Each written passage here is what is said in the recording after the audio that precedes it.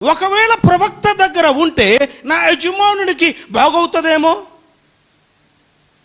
మంచి పని చెప్పింది, వెళ్ళేది ఏమండి, మీకున్నటువంటి రోగము తగ్గిపోవాలి అంటే, బాగోవాలి అంటే మీరు ఒక ప్రవక్త ఉన్నారు, ఆయన దగ్గరికి మీరు వెళ్ళండి.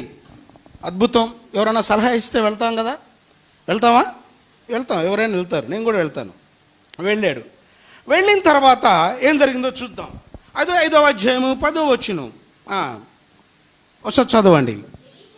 ఎలీషా, నీవు యోర్దాను నదికి పోయి 7 మారులు స్నానము చేయుము, నీ ఒళ్ళు మరలా బాగై నీవు శుద్ధుడవగుదువని అతనితో చెప్పుటకు దూతను పంపెను. చాలు. హల్లెలూయా. జాగ్రత్త వినండి. నయమాను వారు ఊరు నుంచి బయలుదేరి ఎలీషా దగ్గరికి వెళ్ళాడు. ఎలీషా దగ్గరికి వెళ్ళంగానే గుమ్మంలో ఉన్నాడు నయమాను. ఒక లోపల నుంచి ఒక వ్యక్తి వచ్చి చెప్పాడు, ఏమండి నయమాను గారు మీరేనా? నేనేనండి. ఒక పని చేయండి, మీరు వెళ్ళి యొర్దాను అని ఒక నదిలో ఒక 7 సార్లు స్నానం చేసి రాండి అన్నాడు. ఏమన్నాడు? స్నానం చేసి. నయమాను ఏమైందో తెలుసా? నయమానుకి కోపం వచ్చిందంట. ఏమొచ్చింది? స్నానం చేయమంటే ఎవరికైనా కోపం వచ్చిందండి? స్నానం చేయమంటే తప్ప?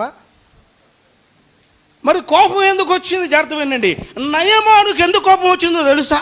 నయమాను ఎలీషా దగ్గరికి వెళ్ళంగానే ఎలీషా గారు పరుగున వచ్చి, నయమాను నువ్వేనా, లోపలికి రా అని వెల్కమ్ చెప్పలా.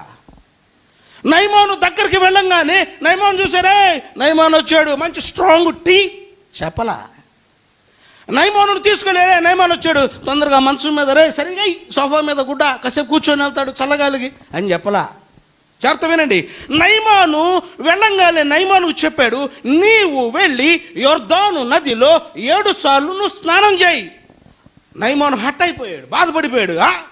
ఇంత దూరం నేను ప్రయాణం చేసి వస్తే, ఇంత దూరం నేను వెతుక్కుంటా వస్తే, నేను ఒక గొప్ప